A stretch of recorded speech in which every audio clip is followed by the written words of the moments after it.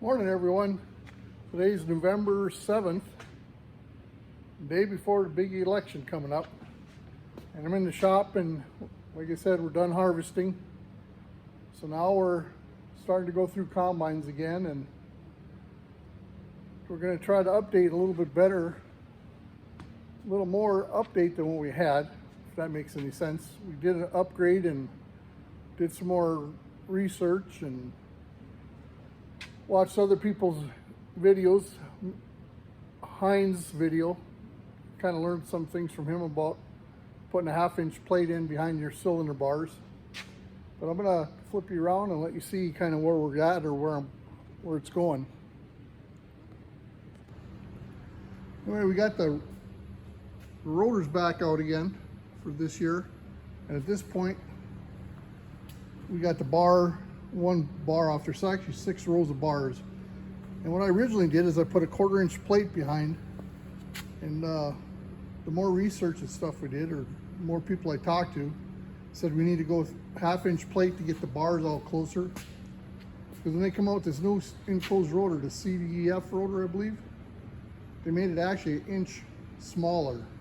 So when you put a 1/2-inch plate, which this is 1/4, we're going to go to 1/2-inch plate behind it. We'll get our 1 inch back, and hopefully we'll get our concave to contact at the very top again.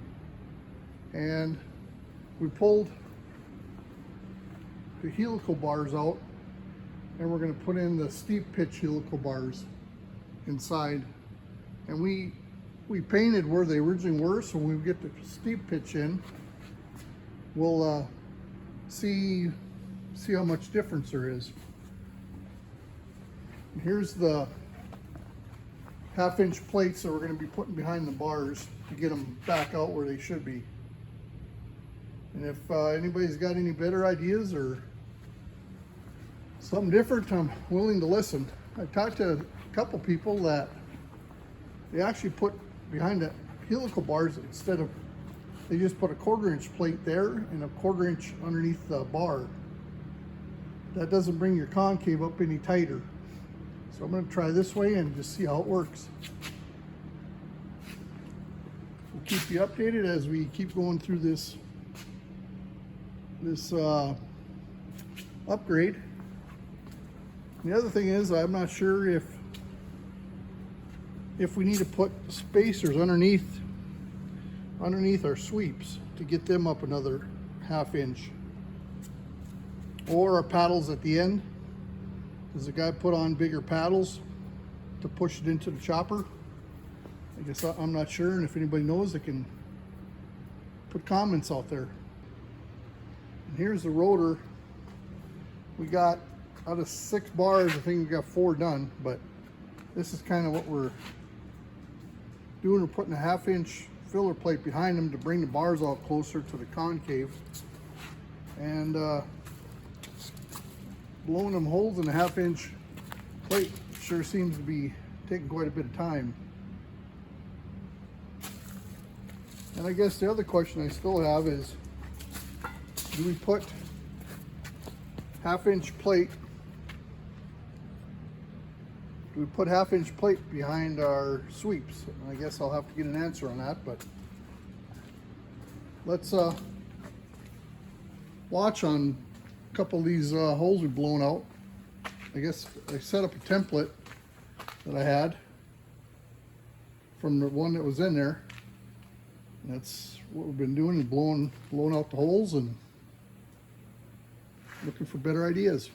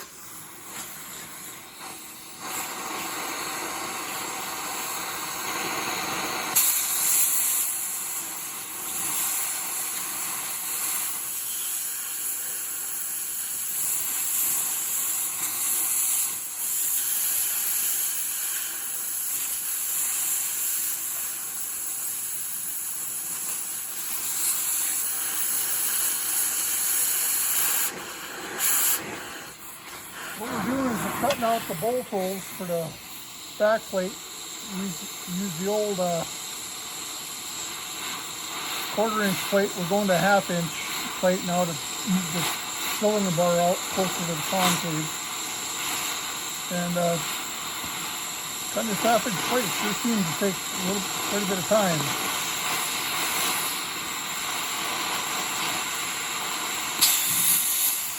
So I'm not gonna bore you on cutting all these holes, but I think you got the gist of what we're doing.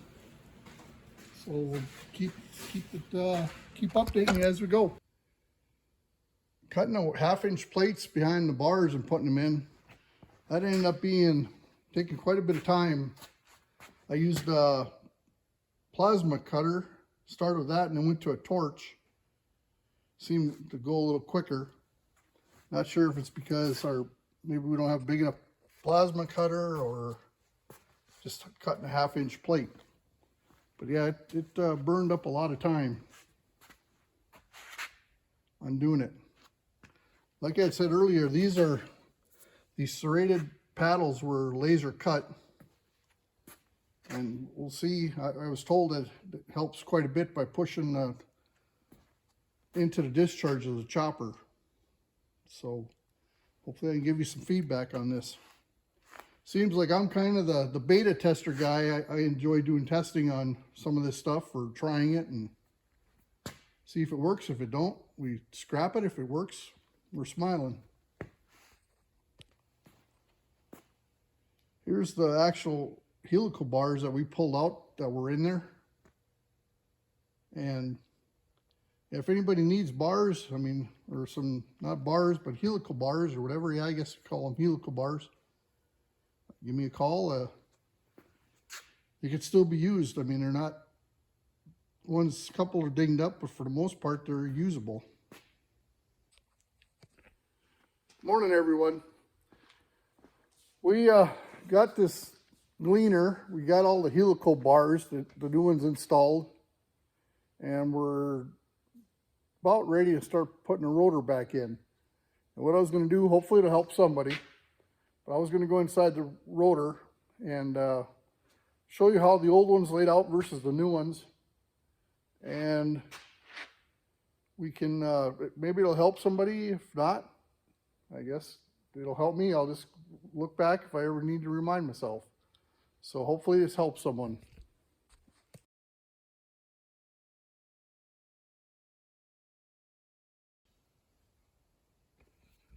Looking in here, the first actual 5 bars are the new steep helical pitch bars. And if you see, it starts way back against the wall, the first bar, and it comes back around, and it comes back, and that's where we welded in our triangle plate. We welded on the back side and the front side here to hold it in place. If you look at the old pitch, you could see we kind of painted it so you could see how the old pitch was. So we actually are crossing almost 3 bars from what it used to be to what it is now. So the thinking behind it is supposed to be able to take the straw from top and bring it all the way back across and bring it out here to the separator side to take the load off your combine. So like I said, we put the first 5 new ones in and directed them back over to the outside.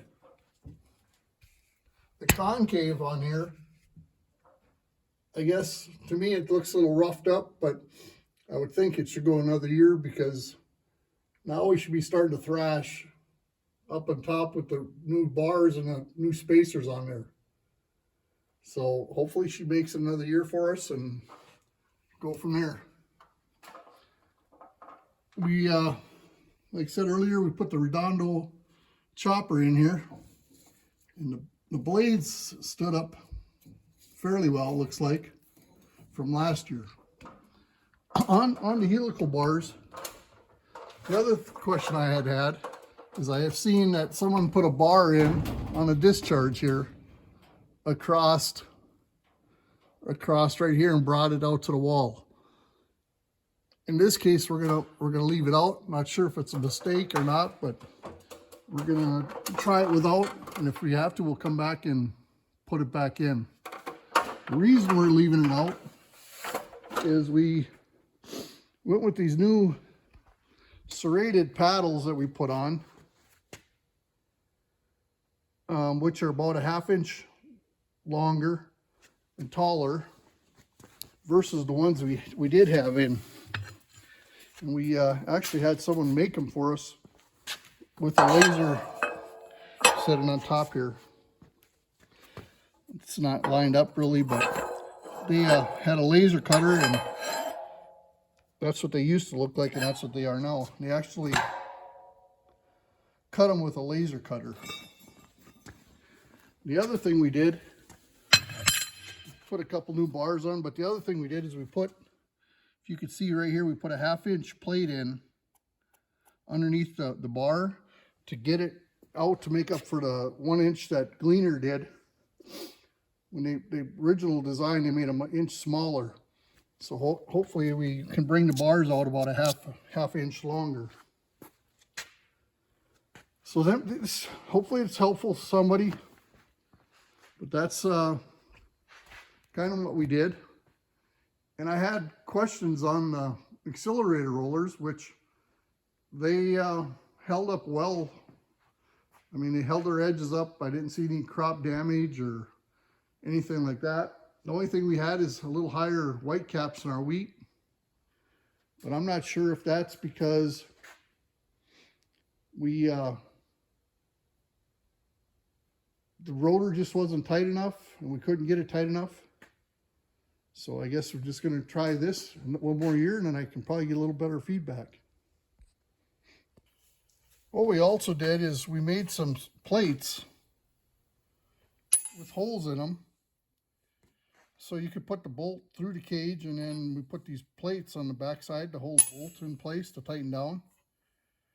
And we took the bolt and we just got grade 5s, and then we just ground the sides of the heads down, because the original ones to fit into the helicals had to be ground down. So that's kind of how we went about doing that stuff, which Heinz Farm on his YouTube video, it's kind of, we did the same thing that he was doing. Thanks for watching. Hit the like button. Please subscribe and pass it on to someone else that might be interested in it and would help them. Next video, I got one coming out that we put pressure indicators on the booms of a sprayer so you can read them inside the cab. So that hopefully will be the next video coming out. So stay tuned and have a good winter.